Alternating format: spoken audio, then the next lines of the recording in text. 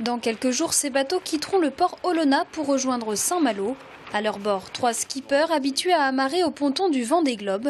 Dans un mois, les navigateurs porteront leurs sponsors jusqu'en Guadeloupe, mais aussi les couleurs de la ville des Sables d'Olonne, qui a pour objectif de créer un pôle course au large. Le Vendée Globe, c'est notre course phare.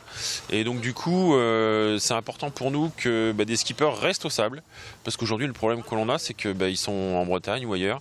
Et donc notre objectif, c'est de les garder au Sable d'Olonne et qu'on puisse les aider à pouvoir partir sur d'autres courses, que ce soit la route du Rhum et puis on espère sur les Vendée Globe aussi. Il y a beaucoup de courses qui partent des sables qui arrivent au sable. En dehors du Vendée Globe, il n'y a pas que Vendée Globe, il y a Kilomètre Coq, il y a plein d'autres courses, les Sables Horta. Et du coup, la volonté, c'est de faire un pôle course au large en attirant des bateaux et des projets au sable pour que les bateaux et le ponton Vendée Globe ils vivent à l'année à Port-Olona. Accompagner des projets, créer une filière de navigateurs expérimentés ou encore mutualiser les moyens humains et matériels. Tels sont les buts recherchés par la ville qui apporte déjà son soutien pour la location des places de port. On leur permet d'avoir un tarif de port plus intéressant que d'habitude pour diminuer un peu leur budget, pour leur permettre de partir à la route du Rhum.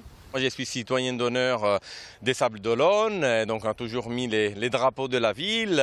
Le port nous héberge. C'est avec cet esprit d'amitié qu'on est ici et qu'on a décidé de rester en préparation à Port-Olona, au Sables d'Olonne. Là, il y a une volonté de faire quelque chose, c'est bien. Voilà, on nous est tous regroupés enfin.